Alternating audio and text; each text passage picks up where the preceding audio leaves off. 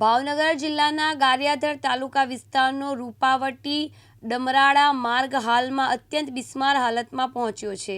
માર્ગ પર ખાડાઓ એટલા વધ્યા છે કે ખાડામાં રોડ છે કે રોડ પર ખાડા તે ઓળખવું મુશ્કેલ બન્યું છે।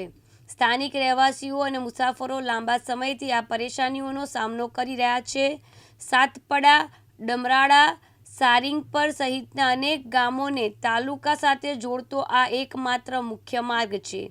દરરોજ વિદ્યાર્થીઓ, રત્ન કલાકારો, સ્થાનિક વેપારીઓ તેમજ મહિલાઓ ઘરગથ્થુ ખરીદી માટે આ માર્ગનો ઉપયોગ કરે છે, પરંતુ રોડની દયનીય હાલતને કારણે તેમની દૈનિક મુસાફરી મુશ્કેલી બનતી જોવા મળી છે।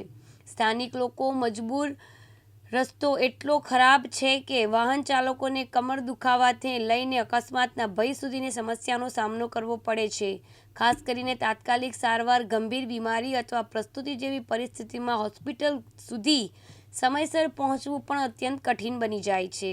સ્થાનિક રહીશો અને ગ્રામ્યજનોની માંગ છે કે સંબંધિત તંત્ર તાત્કાલિક પગલાં લઈને આ રોડનું સારકામ કરે અને યોગ્ય રોડ સુવિધા ઉપલબ્ધ કરાવે।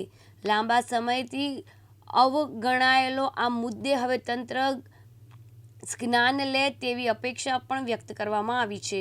જીતુભાઈ કનુભાઈ કચેરિયા, ગામ સાતપડા। આ રોડ ઉપર વિદ્યાર્થીઓ, રત્ન કલાકારો, દવાખાને જવાવાળા આ લોકો આ રોડ ઉપરથી પસાર થાય છે।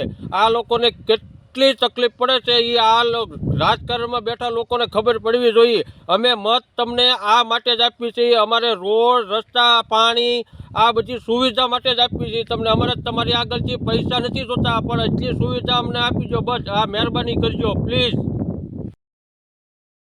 રમેશ મકવાણા, દિવ્યાંગ ન્યૂઝ, ગારિયાધાર, ભાવનગર।